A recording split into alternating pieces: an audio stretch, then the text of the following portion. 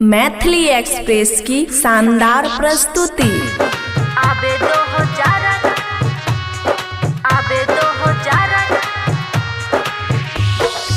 DJ मोहित राज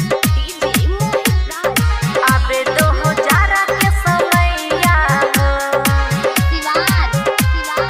आबे 2000 के समैया। खुशी रिकॉर्डिंग स्टूडियो बलुआहा।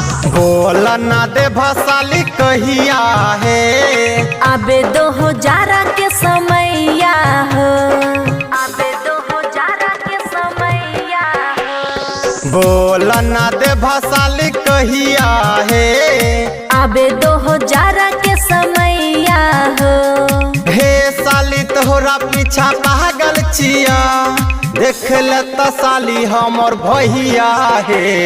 बोल ना दे भसाली कहिया है आबे 2000 के समैया हो आबे 2000 के समैया हो। डीजे मोहित राज आबे 2000 के समैया हो। छिकिए कुमार जी लागे बड़ी डर हो कुछो ने हम करबा साली काम गरब रहे।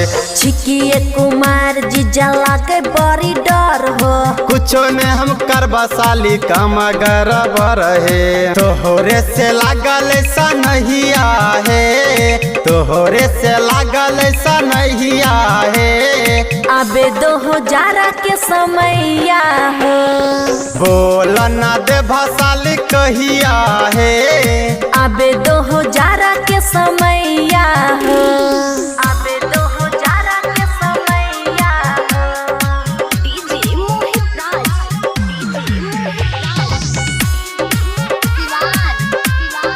आबे 2000 के समैया हो।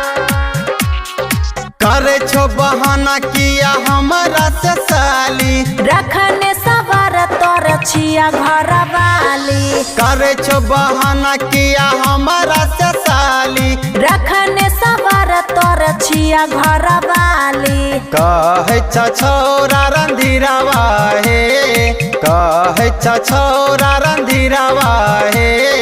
आबे 2000 के समैया हो बोल ना दे भसाली कहिया है आबे 2000 के समैया हो। बुझलो हो जीजा। खुशी रिकॉर्डिंग स्टूडियो बलुआहा।